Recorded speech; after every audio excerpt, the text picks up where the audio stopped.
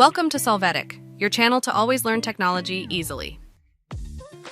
Below in the description, you will find useful links we used in this video.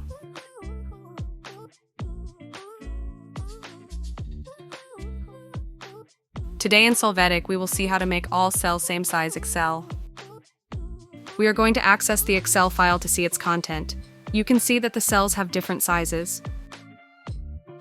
After this, click in the corner of the spreadsheet to select the entire sheet. When you do, adjust some of the cells to the desired size. As a result of this, all cells will have that width. Hey, remember to subscribe Solvetic channel.